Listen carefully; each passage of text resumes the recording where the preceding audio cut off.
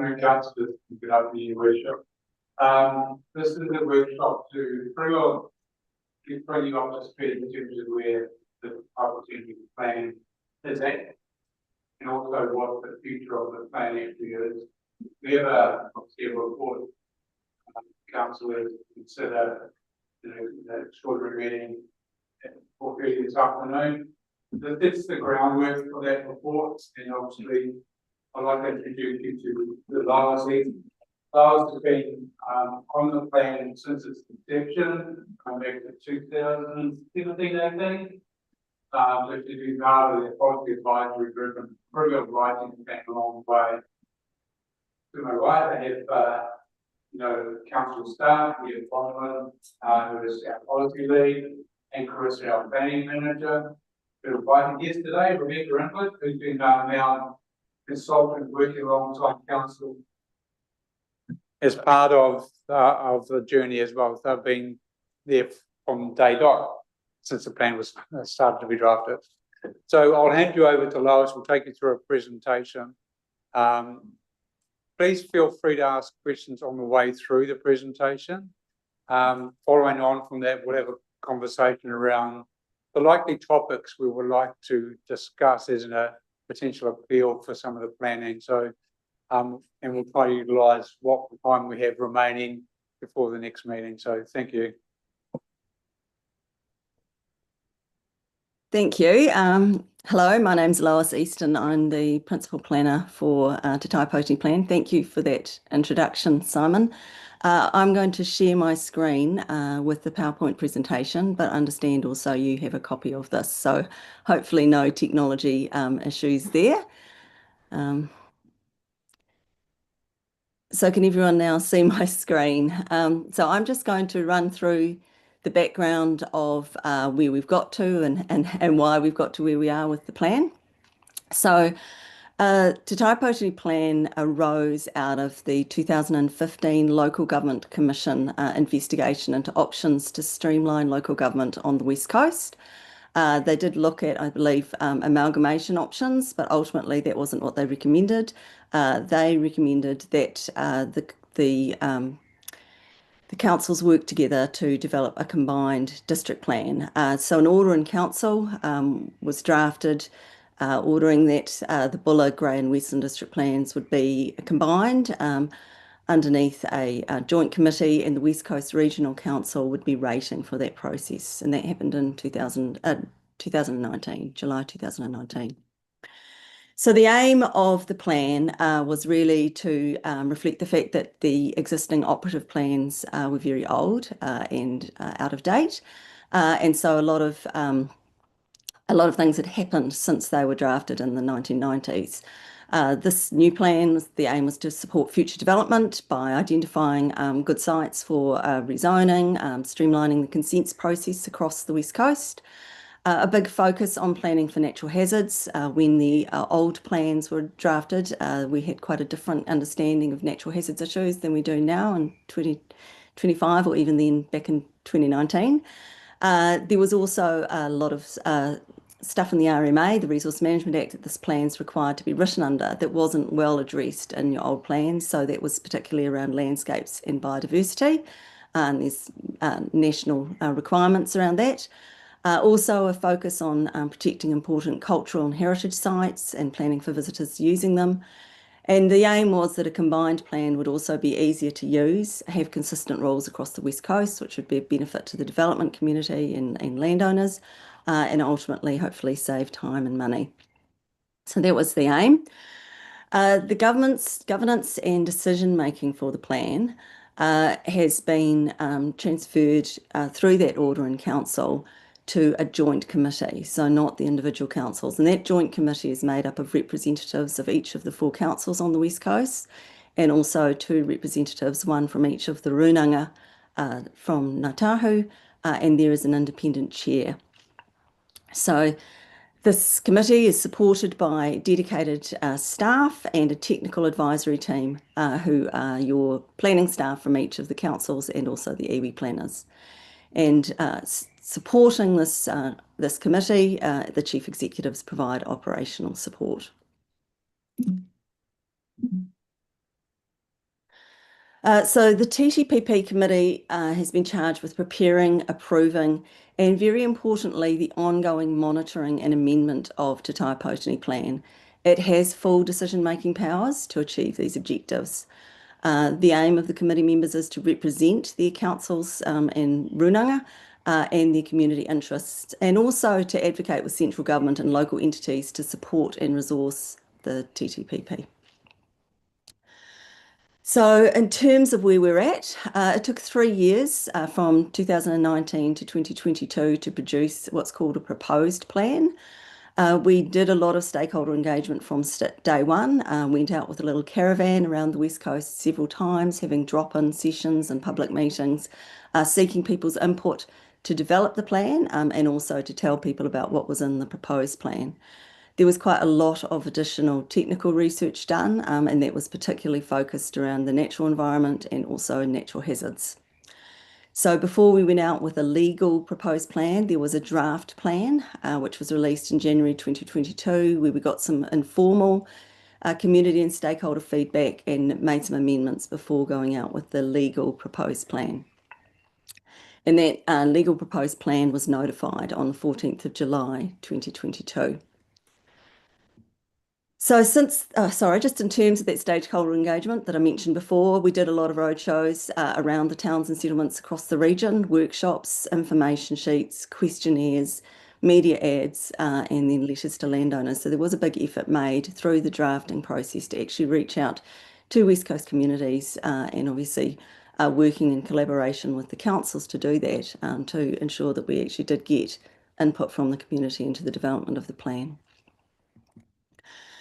So the proposed plan was notified, as I said, July 2022. It was then open for public submissions until November 2022. Then, as is required under the RMA, there was a further submissions period when people could put submissions on each other's submissions. And then an independent hearings panel that was appointed by the TTPP committee was formed in 2023. There were 2 changes to the plan, which are known as variations, and they were approved by the committee and added to the schedule of submissions and hearings. So we had hearings that ran for about 18 months, from October 2023 to March 2025. Each of those hearings is supported by a report. People could come along and speak to their submissions, and the hearings panel listened to all of that and absorbed all the evidence that was provided by submitters. They wrote recommendations, reports on the submissions for each of the topics of the plan, and the committee accepted the recommendations, reports and reasoning and notified the decisions version of Te Tai Pōtini Plan on 10th of October of this year. So just, I guess, many of you might not be familiar with the Resource Management Act process. It is very prescriptive and legal. So it's quite formal. The process we've had so far, notification, we've had submissions, we've had hearings, and a decisions version of the plan has been released. The next steps that we're in at the moment is the appeals period. Once the appeals close, then the next step's likely to be Environment Court mediation. Any matters that can't be settled in mediation will then proceed to the Environment Court. And the final end result is a completely operative plan. So the background, the context for all of this, of course, is the Resource Management Act. It spells out in quite a lot of detail what needs to be in a district plan. And it also includes with it requirement that anything that's in the district plan has been evaluated in terms of its costs and benefits. And it sets out a whole lot of other regulations that must be met to prepare the plan. So all of that was considered when the plan was drafted. Probably just a thing to emphasise is that district plans, which Te Tai Pōtini planners deal with matters principally relating to land. So it doesn't deal with air or water issues or the coastal marine area. It's your district functions in relation to land. And it sits within a hierarchy of a lot of other Resource Management Act instruments, which it has to follow. So the idea is that a district plan is about the local district level interpretation, but it needs to fit within the national framework and the case law that has been developed over the last 30 years. as I mentioned before, it needs to be justified and supported by evidence. So this graphic just shows you the kind of hierarchy of the various instruments under the Resource Management Act, the big driver of the West Coast Regional Policy Statement, which was prepared by the West Coast Regional Council, and then we have Te Taipōtini Plan sits underneath that. So what's in the plan? So it contains probably critical things for all district plans is all of the information around town centre, settlement form, your zones and activities. So how the built environment responds to the environment. It also includes requirements around biodiversity and what we call natural heritage. So things like landscape. It includes quite a large and new section for the West Coast on natural hazards and risks. It's got specific objectives, policies and rules around mineral extraction, recognising that minerals are a really major resource on the West Coast and that we need to manage them so that that can support the economic well-being of the West Coast. It includes transport and infrastructure rules for utilities and also just those sorts of things about when development occurs, how it connects to transport networks and to your wastewater and stormwater and water supply. It includes information identification of historic and cultural values and how they are to be protected, landscape and the natural environment, subdivision, a very important part of the plan, and then also general rules for things like light and noise, signs, earthworks. So it covers a really wide range of matters. I might pause at this point for questions, or if you're happy for me to keep going, I'll just give you a quick, I'll stop sharing my screen for a moment and change to show you what the plan looks like.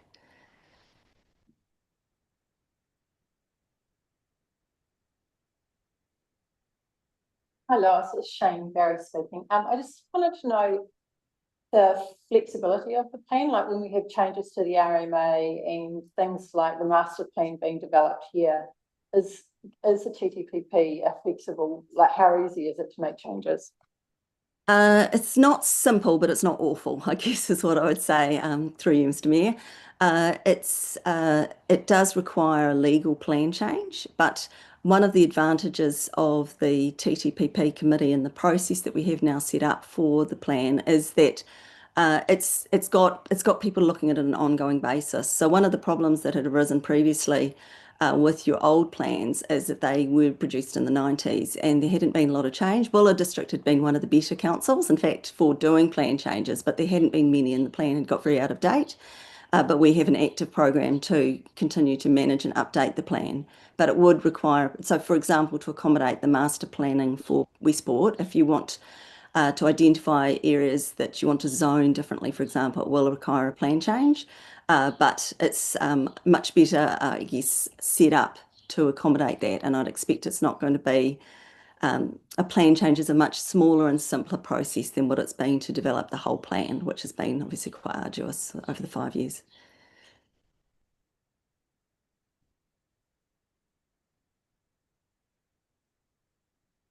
With Rosalie Sampson Paramere, with the plan and the maps that have come out to date, and in particular on the Paramere, that the floodplain is incorrect.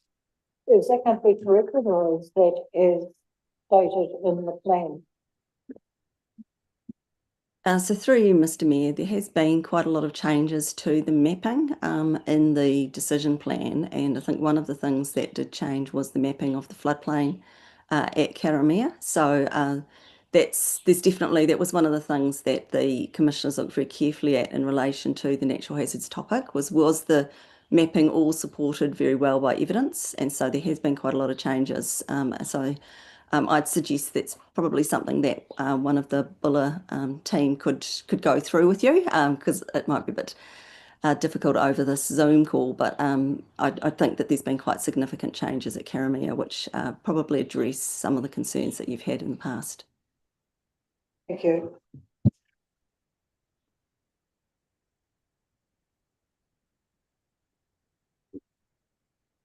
Please continue, Lois.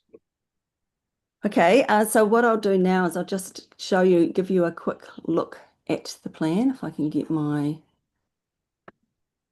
share screen to work. So when you go onto the plan website, this is what you face with. This is the pop-up at the start of the website. So it's the decision version of the plan. And there's two options. You can view the entire plan and you can view the maps. So I'll just show you there up in this corner here, view the plan, and you can work your way through the plan. So the zoning provisions are in the area specific matters topic, and there's all of the commercial zones, industrial zones, open space and recreation zones, residential zones, and this has the objectives, policies, and then for each of the zones, there's a series of rules. So that's the plan itself, looks like this. In terms of the maps, you can do there. Here's the maps. I'll just zoom into Karamea now, and we'll see if we can have a quick look at what that is like. So this is the maps. And here we are at Karamea. This down this right-hand side is all of the map layers. So I'll turn off a few of those so that we can just look at the hazards. And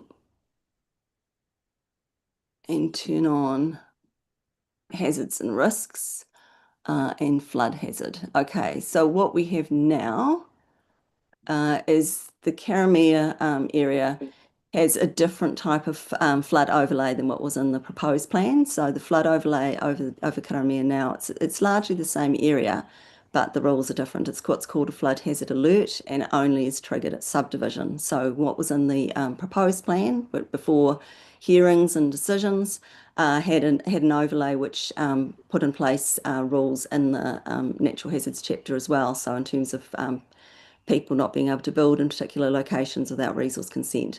So that's been changed. It was what was called flood hazard susceptibility, but if I turn just that layer on, you can see that that Karamea no longer has a flood hazard susceptibility layer on it. So in the plan, there are these various layers. Here's the natural environment layer, and that shows any areas that are identified as having significant natural environment values. It's a bit hard to see, but this green is outstanding landscapes. Zones and development areas. So this shows all of the zones that are present. And we have some things called subzones, which are precincts. So a lot of information on these maps, which you can look at your leisure, and something that your planning team are really familiar with. But just to give you a quick idea of what it looks like. So I'll go back to my presentation.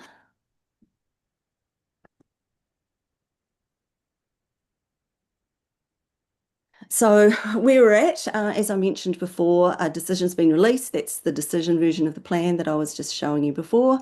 We're waiting for the appeals period to close. Should just mention that there has been a request that's gone to the Environment Court, because this is their process, to extend the appeals period for 2 weeks. We will hear on Wednesday if the Environment Court has approved that. At the moment, appeals close on the 24th of November. But if the Environment Court decides to accept that request to extend appeals for 2 weeks, I think they'll close on the 6th of December. If that occurs, then I will send an email out to all submitters to let them know the appeals period has been extended. Once appeals period is over, we head to mediation, which again is an Environment Court managed process, and we're expecting that'll be in the first and second quarter of 2026. So the Environment Court arranges the mediation on each topic, but the committee direct the staff on what position to take for each appeal. And I guess this is where thinking forward for you about your membership on the committee, what's the role the committee going to have around finalising the plan? So that's a really important role, in that for every matter that is appealed, we will prepare papers for the TTPP committee to get their direction on what position to take in relation to each appeal. Importantly, the legal advice that we've received is that if the council or iwi or iwi body that's represented on the committee lodges appeals, then we have difficulty in that the committee can't be both an appellant and a decision maker. So I think there's a bit more advice on that that has been provided in detail to you in your agenda pack. So this applies if an individual member appeals as well. So we will have to manage that situation if there is members of the committee who are representatives of bodies that appeal the plan. Okay, I've got a question from Yeah. Councillor Rutherford. Thank you. So Lois, Phil Rutherford. That's really an interesting point. What would happen if all councillors appealed on a specific point and they were all barred from taking place on deciding that appeal? Who does undertake that?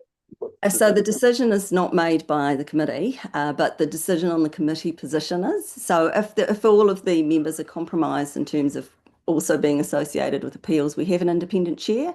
So it would probably come down to the independent chair. And I guess that we're fortunate that that independent chair has been with the committee through the length of preparation of Te Taipōtini plan. So I was very familiar with not just with the content, but with kind of the direction that the committee set in the past.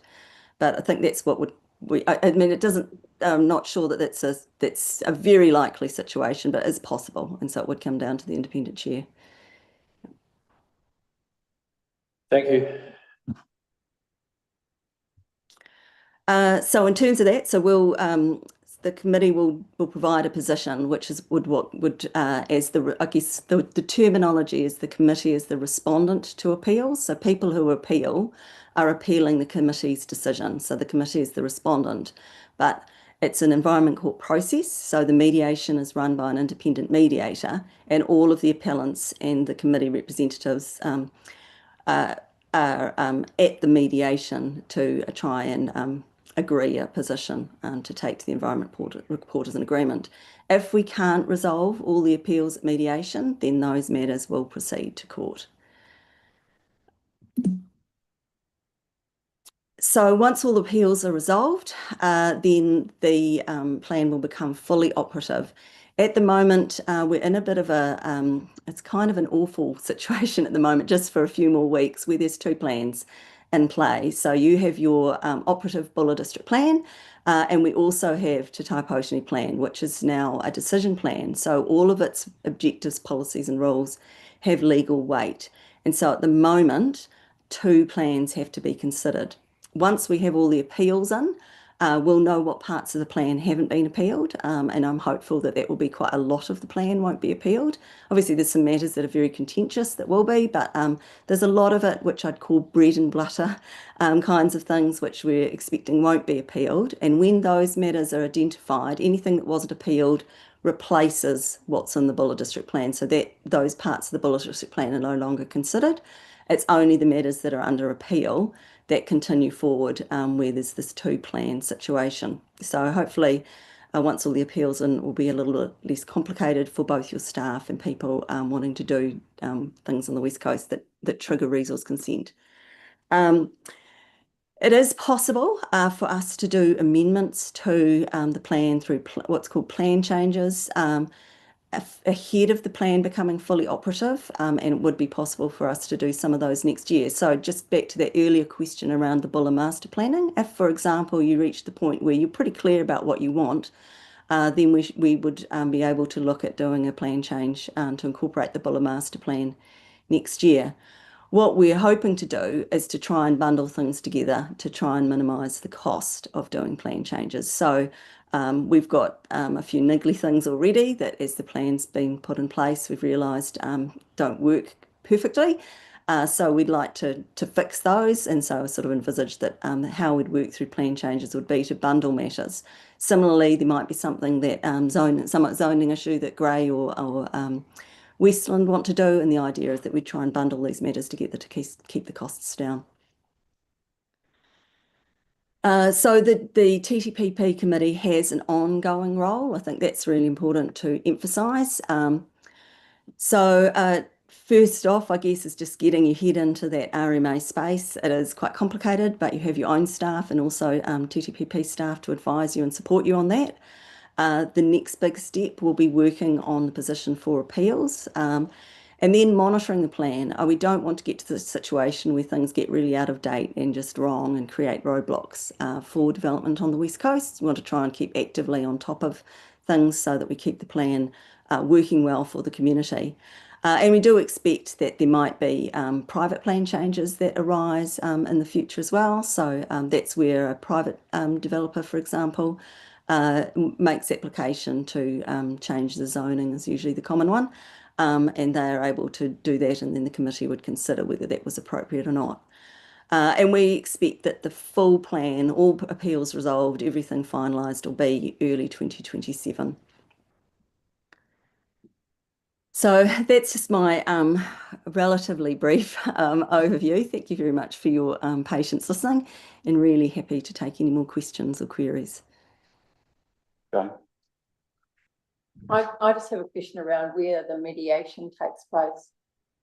It has to be on the West Coast. Obviously, that's really important. I think it will depend on where the appellants are from.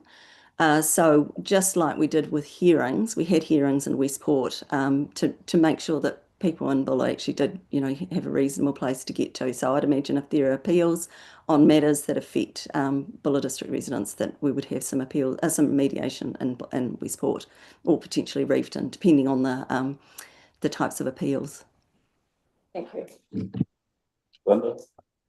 Just a question on if being a member of that committee, if you're an RMA commissioner, do you see that as a conflict if you're a part of that TTPP committee? I see it as a huge benefit through you, Mr. Chair. A benefit or a conflict? Like with I see it as a huge benefit. I think that I guess I am thinking beyond the plan being finalised, and that if we do have plan changes, ideally we want to do those as cost effectively as possible.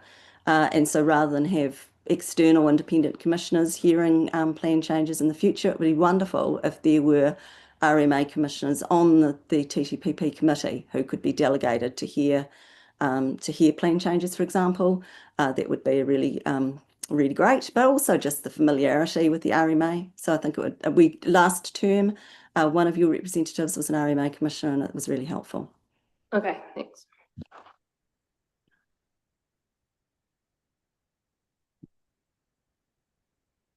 Any other questions for Lois? What I'd like to do now is pass over to Carissa and Rebecca to take you through at a high level what we are seeing as part of potentially appeals topics.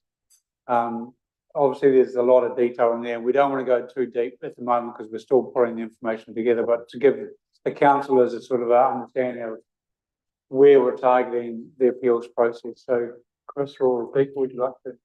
So we have been using the plan since the 10th of October, since it's come live. We have already had rules that were in a legal effect, but they were very isolated around Indigenous vegetation and historic, and a couple of other things. So now we're starting to see areas that we think we should be involved in, and I'll pass over to Rebecca to give a brief overview. Right, so I know a few of you, but for those that don't know me, I am an independent planner. I just work from home on our farm near Reefton, and I've processed consents for the Bulla District Council for many years. And I was involved with preparing Bulla District's submission on the original sort of proposed plan, and we pretty much submitted on everything in the plan, either opposing or supporting, because we were just aware we wanted to be, as the process moved forward, we wanted to be fully involved, because obviously if you haven't made a submission and then you have concerns down the track, then you've got to have scope to be able to make an appeal, and the way you have scope is to have made a submission on a point earlier on in the process. So some of the issues that we're sort of encountering or have identified so far, I'll just run through some examples, just giving you an idea. So first up is in the noise chapter. So in the noise chapter, we have requirements for new or altered buildings related to sensitive activities, and that's like residential dwellings or accommodation facilities. And if they're located within 100 metres of the railway line tracks, then they have to meet various noise levels requirements. And then if you're located within 60 metres of the railway line tracks, you're required to meet vibration standards. So that's quite a significant change from the notified version. Under the notified version, it was a 40-metre setback in which you're to meet noise and vibration requirements. And the way you go about doing that is you either get an acoustic engineer to provide you with a certificate saying you're meeting those noise limits, or there are actually construction standards as part of that particular chapter where if you can establish your buildings being constructed in accordance with those standards, then you would meet that permitted activity and you wouldn't need consent. Outside of that, if you're within those setbacks, 100 metres for noise, 60 metres for vibration, you're going to need consent if you can't meet those sort of requirements. So we were fairly concerned with that because obviously the notified plan went out with a 40-metre setback. There's a lot of potential residents that are going to be captured by that setback. I looked at Derby Street and I think it actually ends up being about 4 properties back from the railway line tracks. So if you were building a new building or adding, say, a new bedroom to your existing building, you would be captured by that rule.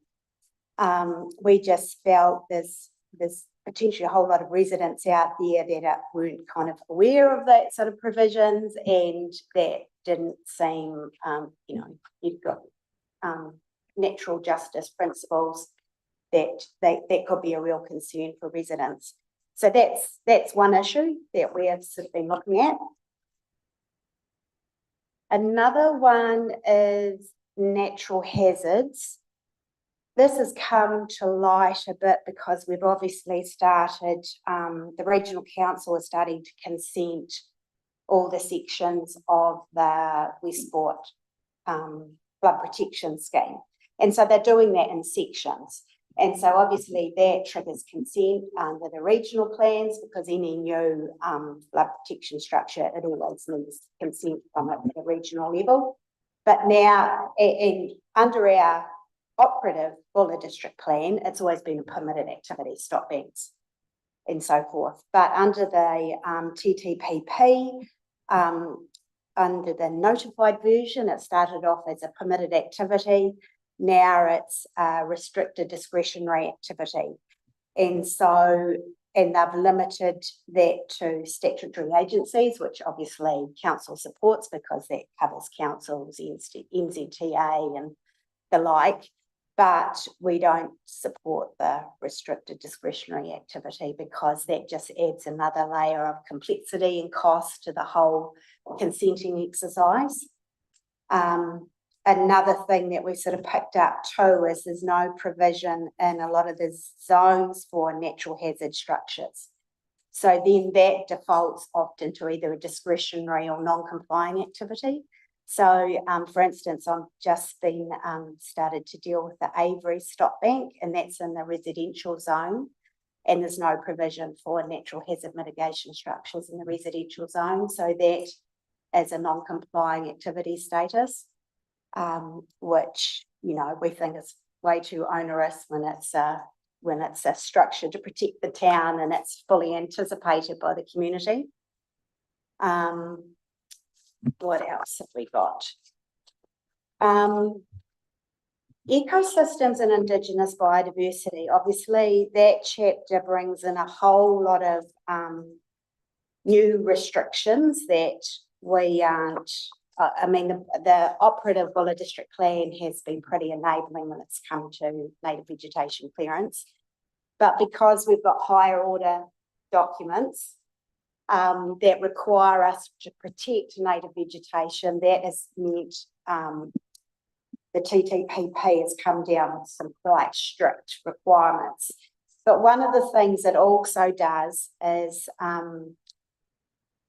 Policy 1 of that chapter says significant natural areas, SNAs, and that's quite a emotive topic these days, but they will be identified and included in the TTPP by December 2030.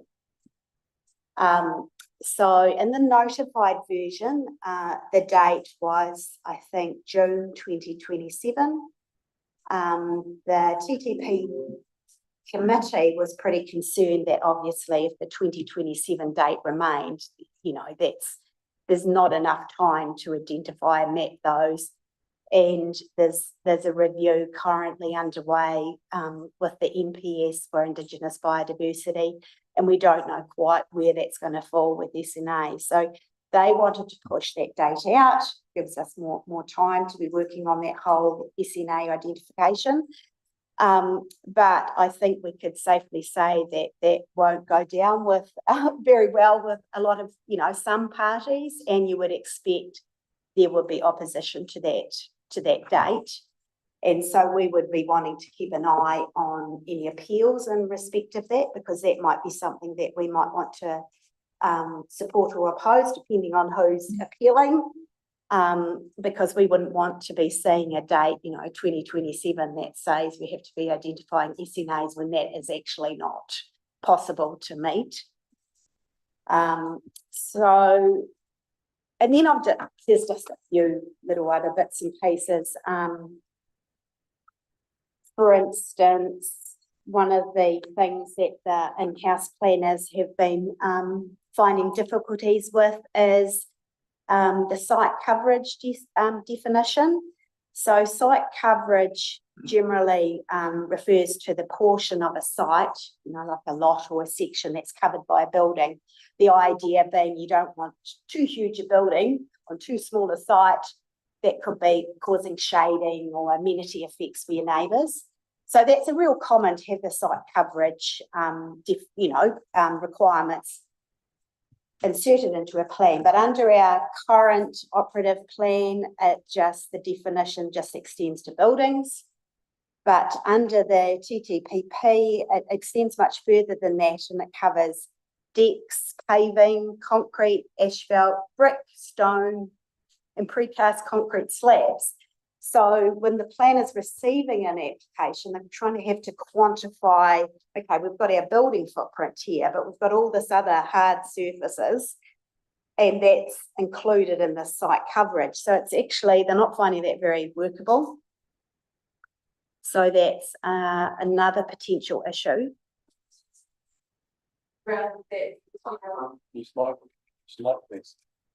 Sorry, around that, with the initiative from central government to take the consent away from buildings 70 square metres, like the granny flat thing, and had people, you know, being driven towards maybe 2 properties on one section, that will affect that as well when it's taking in decks and paths, and so people may not be able to build a second property. But, you know, if we're looking at intergenerational living and stuff like that, it's going to have an effect on that, isn't it?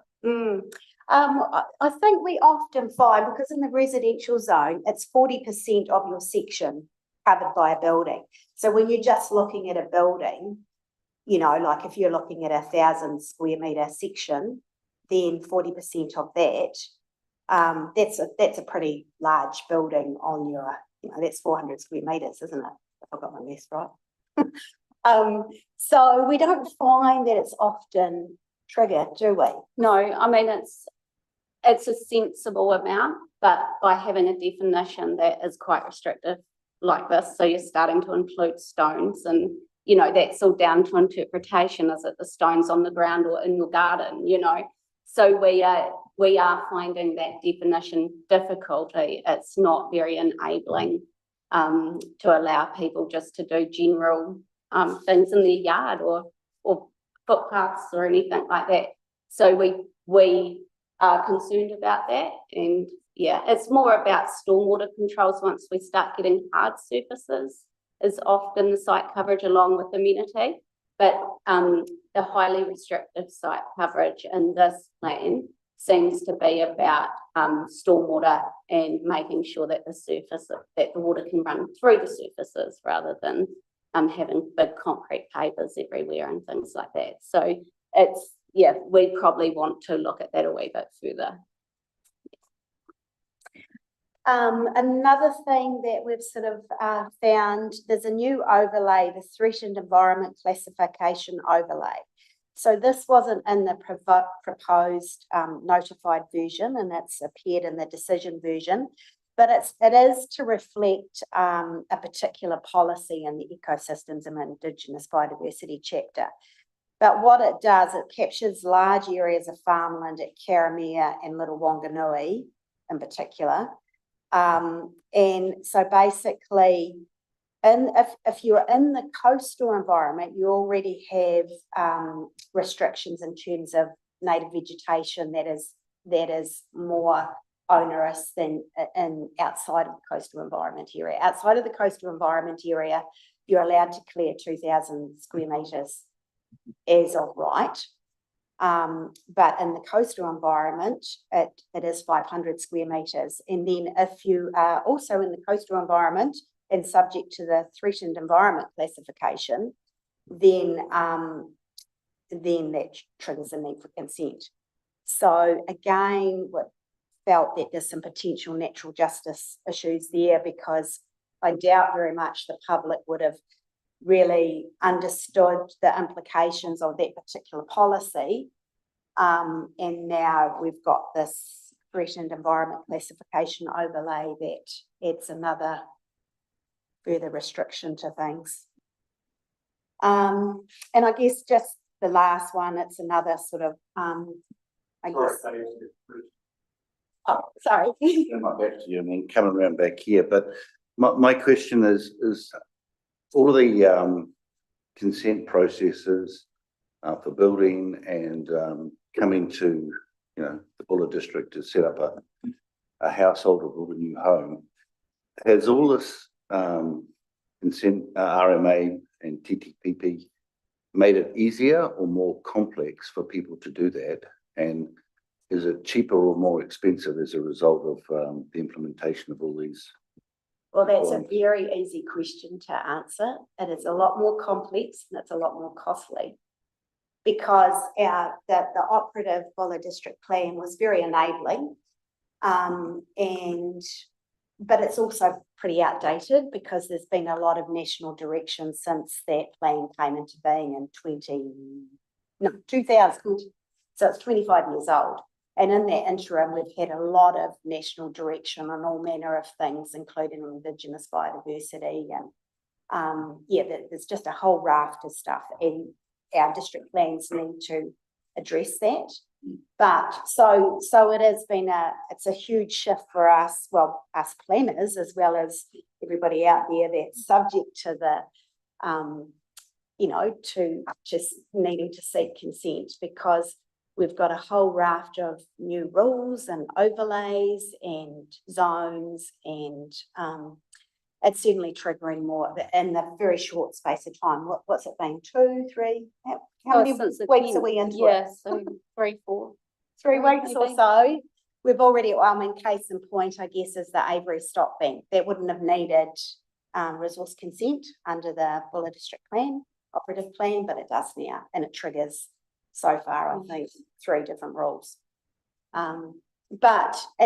So in saying that, yes, it is costly and it is triggering more consents, but we kind of need to meet those legal obligations in our district plan. So that's kind of it's catching up.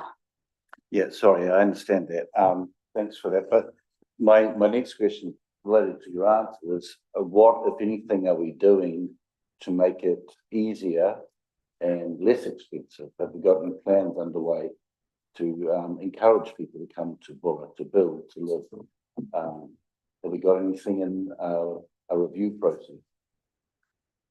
Well, I suppose that's where this ongoing, the fact that the plan just doesn't sit there mouldering away in the cupboard, and we are actively, identifying things that might be of concern, and we're seeing how that plays out in the consenting process, and whether we need to be pushing a plan change or doing something about it. But also, even at this appeal stage, identifying those things that aren't particularly workable or we think is too onerous, complex, it's bringing a lot more cost to that process for perhaps not getting for not much in the way of environmental outcomes.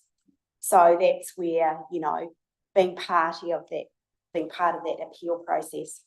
Sorry, just conscious of time because we've got 4 minutes, 3 minutes now before our next on live meeting. Last question, Phil. Yeah, so thanks, and it leads nicely into the question I do have. So if I'm reading my agenda papers correctly, we will soon be asked to delegate the appeal process to staff via Simon, CEO. And thanks for your presentation on some of the stuff that you're going to consider appealing on. How can we, as a governance, if we're delegating the appeal process over to staff, how can we pick up if we think, are you going to provide us with a full list of those matters you believe should be appealed? And then if we see some gaps that we think there's something else that could be included, how do we go about feeding back into you, given that we've already delegated the appeal process to Simon? Just from my point of view, Councillor, definitely if there's anything in the plan that you believe needs refinement or needs modifying, just feed it back directly to myself. I'll then conjure that through to the planning team to actually address. You've got to be very conscious we've got only a very short turnaround time to get all of our appeals in a logical format to make an appeal, and it actually makes sense in terms of a submission or an appeal, sorry. So it has to be reasonably early or as soon as you possibly can over the next week or so.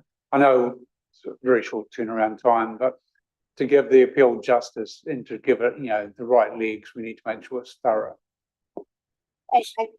Yeah, so just to assist us with that, will you be providing us with all the matters that you guys at this stage believe should be appealed? We won't have a formal catch up with council prior to the appeals, considering it closes on the 24th. So the delegation of Simon is to give the powers to us to make those decisions on your behalf at this stage. But we will definitely look at something if there's anything in the plan currently that you don't believe is correct. And I was just going to add, I think the important thing too is joining as a party, Section 274 party, because, we know that we're likely to get some significant objections probably on the ecosystems of Indigenous biodiversity.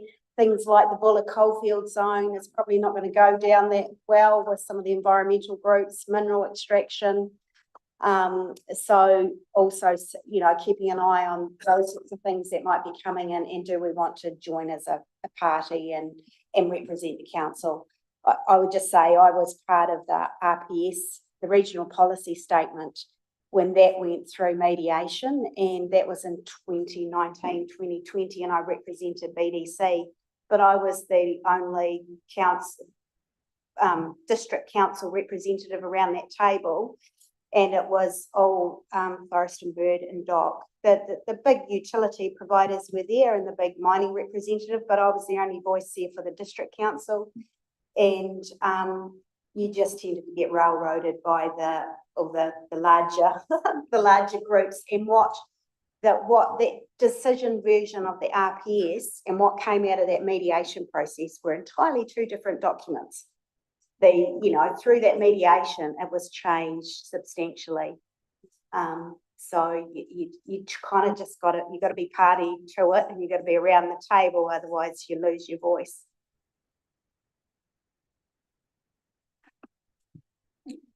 Thank you, Your Worship. Any final?